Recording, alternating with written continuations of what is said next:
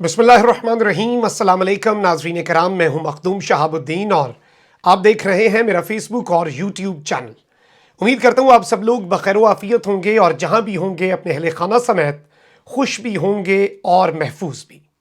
नाज़रीन कराम, एक जानिब तो पाकिस्तान का सियासी दर्जा हरारत बढ़ता जा रहा है और हर गुजरते लम्हे के साथ सियासी पारा हाई हो रहा है, लेकिन इस सब के अंदर DGISPR major general Babar Iftikhar की प्रेस कॉन्फ्रेंस ने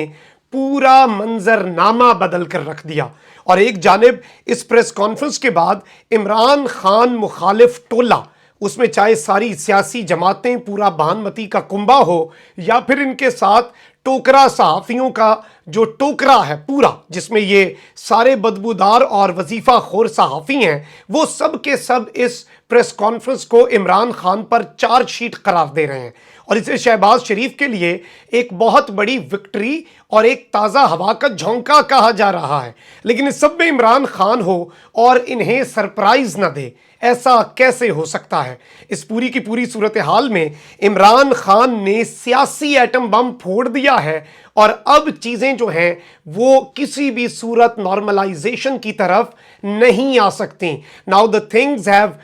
moved to a point of no return, जहां से वापसी इमरान खान के लिए भी नामुमकिन होगी और इमरान खान के मुखालिफिन के लिए भी ये वापसी नामुमकिन होने जा रही है। किस तरह से DGISPR की प्रेस कॉन्फ्रेंस भी शहबाज शरीफ के काम नहीं आई और अब इमरान खान पर अब तक का सबसे बड़ा जवाबी वार और कराची के जलसे से पहले पहले इमरान खान को मफलूज करने के हवाले से और सियासी तौर पर इमरान खान और PTI के हाथ पांव तोड़ने का इन्होंने जो मंसूबा बनाया है, उस हवाले से भी कुछ इनसाइड डिटेल्स हैं जो मैंने आपके सामने रखनी है। लेकिन नाज़रीन इकराम, सबसे पहले मैं आपको ये बता दूं कि जो ऑफिशियल मौक़िफ़ है पाकिस्तान के फॉर्मर प्राइम मिनिस्टर का, उनके पार्टी की टॉप लीडरशिप की तरफ से DGISPR major general Babar Iftikhar की प्रेस कॉन्फ्रेंस पर, वो क्या है? फवाद चौधरी लिखते हैं कि मेरी नज़र में DGISPR का बयान नेशनल सिक्योरिटी काउंसिल की प्रेस रिलीज की ही तौसीक है,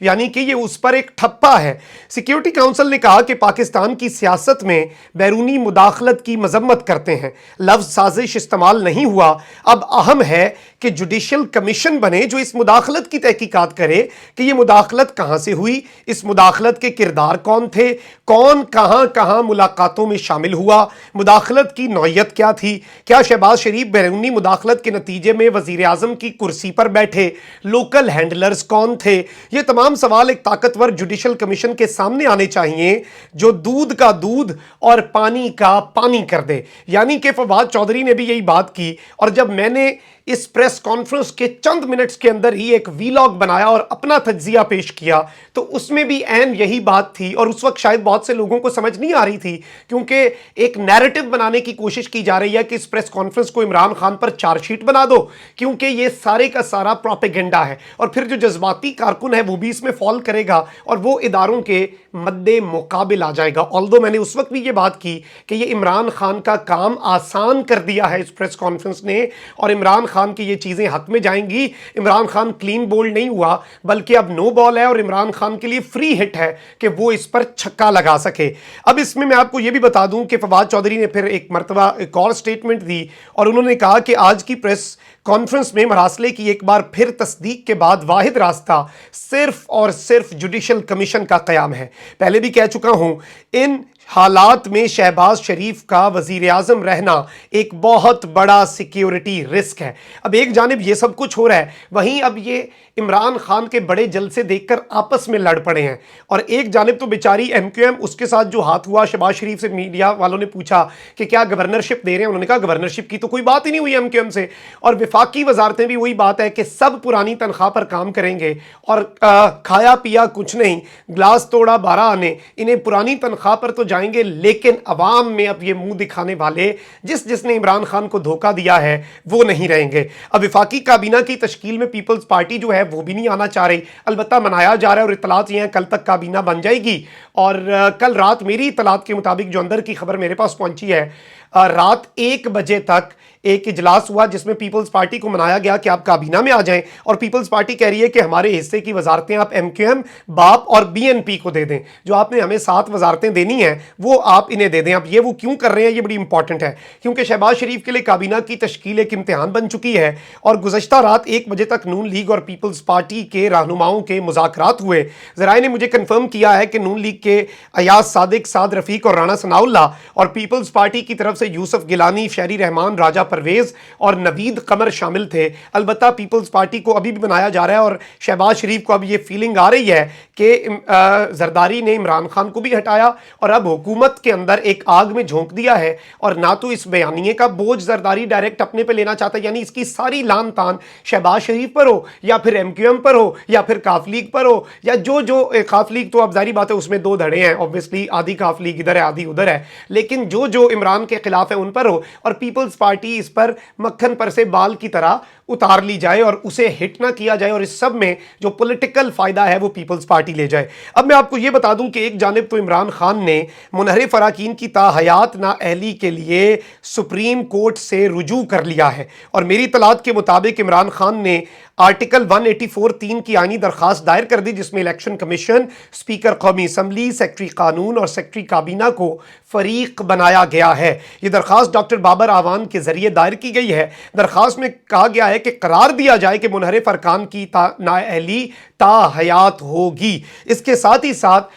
आपको 2014 का धरना याद होगा, खान साहब ने असम्बलियों से इस्तीफ़ा दिया, वो इस्तीफ़े मंजूर नहीं हुए क्योंकि स्पीकर जो है वो नून लीग का बैठा था, और स्पीकर उन इस्तीफ़ों के अंदर उसकी तस्दीक कोई भी लीगल चीज़ लगा के उन्हें कबूल नहीं करता। फिर ऑब्वियसली वो धरना भी ख़त्म हुआ, APS का सानिया हो गया और चीज़ें वापस उसी नहज पे पहुँच गई। अब ज़ाहिरी बात है इस मरतबा स्पीकर कौमी असम्बली असद कैसर ने इस्तीफ़ा दिया, लेकिन कासिम सूरी से खान साहब ने कहा कि तुमने इस्तीफ़ा नहीं देना। अब उसका फ़ायदा इन्हें क्या हुआ है कि कासिम सूरी इस वक्त स्पीकर कौमी असम्बली हैं, और कासिम सूरी के खिलाफ तहरीक अदम एतमाद तो है, लेकिन एक्टिंग स्पीकर के तौर पर वो उस वक्त तक अपनी जिम्मेदारियां सर अंजाम देते रहेंगे। और PTI ने जो इस्तीफे दिए हैं उनमें अब बाकायदा तौर पर कौमी असम्बली के डिप्टी स्पीकर कासिम सूरी ने कंफर्म कर दिया है कि उन्होंने PTI के 123 अराकीन के इस्तीफों को मंजूर कर लिया है। ज़ाब्ते और रूल्स के तहत सारी कंफर्मेशन, सारी क्रॉस चेकिंग के बाद अब ये सीटें खाली हो चुकी हैं।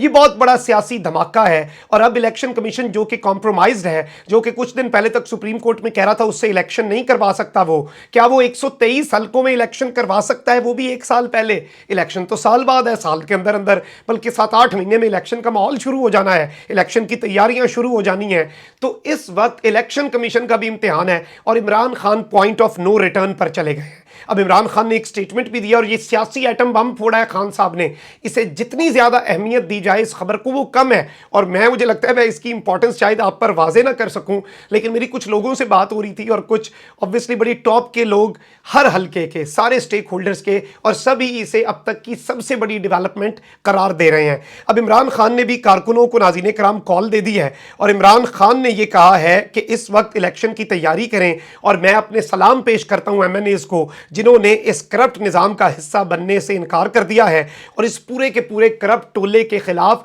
उन्होंने असम्बलियों से इस्तीफा दिया, और वो असूल पर खड़े हुए हैं, वो इंसाफ पर खड़े हुए हैं, और वो किसी भी सूरत इस फॉरेन फंडेड या एक तरह से फॉरेन बैक्ड रिजीम जो है उसमें नहीं आए। अब इमरान खान ने यह भी कहा, 2 स्टेटमेंट्स आई हैं, मैं आपके सामने रख देता हूं, क्योंकि वैसे भी खान साहब की अब स्टेटमेंट्स को मीडिया भी उतनी हाइप नहीं देता, तो उन्हें जितना ज़्यादा हम तो जाहिर बात है फैला सकें, जिसकी भी स्टेटमेंट हुई हम तो फैलाएंगे। खान साहब ने कहा कि मैं अपने 123 MNAs का मशकूर हूं जिनके इस्तीफे आज स्पीकर कासिम सूरी ने मंजूर किए। ये अदालतों से सजा याफ्ता और जमानतों पर घूमने वाले मुजरिमों को इक़्तिदार दिलवाने के लिए अमरीकी इशारे पर हुकूमत की तब्दीली, जो इज्जत नफ्स की हामिल एक आज़ाद कौम के लिए आखिरी दर्जे की अजीमत है, के खिलाफ एक खुद मुख्तार पाकिस्तान के साथ डट कर खड़े हैं। यानी कि ये वो लोग हैं जिन्होंने फैसला सुनाया, और अवाम भी सारी बातें इन्हें याद रखेगी। अब नाज़रीन इकराम, इस सब में इमरान खान को अब ये छोटे मोटे केसेस में तो फसाने, हार का केस FIA का,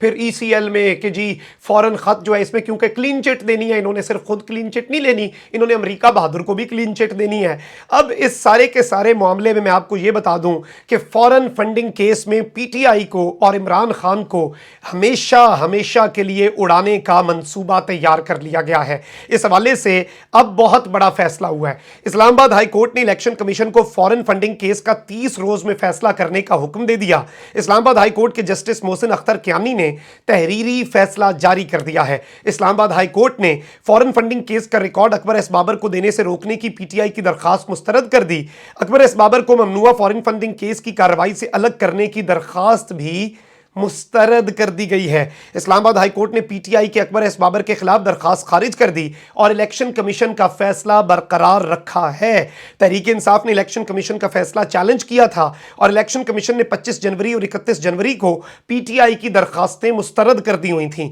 اب میں آپ کو یہ بتا دوں کہ یہ جو کیس ہے ممنوعہ فنڈنگ کا، جسے فورن فنڈنگ بھی کہا جاتا ہے، یہ 2014 سے الیکشن کمیشن میں زیر التوا ہے، زیر سماعت ہے، اور اب اسے 30 دن کا کہا گیا کہ اس پر فیصلہ سناؤ، اور اگر اس پر پی ٹی آئی کے خلاف فیصلہ آتا ہے، پی ٹی آئی ایز جماعت ختم ہوتی ہے، عمران خان کا سیاسی کریئر اپیرنٹلی یہ کہہ رہے ہیں ختم ہو جائے گا، لیکن وہ اور زیادہ بھی بوسٹ کر سکتا ہے، کیونکہ خان کو نکالنے کے بعد وہ جس طرح سے مضبوط ہوا، کوئی اور نام چینج کر لیں، کچھ بھی ہزاروں اور آپشنز ہیں، ان پر پھر کبھی بات کر لیں گے۔ میری کچھ لوگوں سے بھی پی ٹی آئی میں بات ہو رہی تھی تو انہوں نے بھی پلان بی نہیں، پلان سی، پلان ڈی اور پلان زی تک تیار کیا ہوا ہے عمران خان نے کہ اس صورت میں کیا کرنا ہے۔ لیکن یہ جو چیز ہے، یہ 30 دن کا الٹیمیٹم، یہ عمران خان کو پریشرائز کرنے کے لیے ہے، اور جو عمران خان کا مومنٹم بڑھ رہا ہے، یہاں سے عمران خان کو قانونی طور پر پریشرائز کر کے کسی سیٹلمنٹ پر لانے کے لیے اور نظام کا حصہ بن جانے کے لیے ایک حربہ ہو سکتا ہے، جو کہ عمران خان کی باڈی لینگویج اور عمران خان کا مائنڈ جو ہم نے پڑھا ہے، وہ اس وقت یہ لگ رہا ہے کہ عمران خان اس پر نہیں آئے گا۔ کامنٹ سیکشن میں رائے کا اظہار ضرور کریں۔ اپنا بہت خیال رکھیں۔ اللہ نگہبان۔ پاکستان زندہ باد۔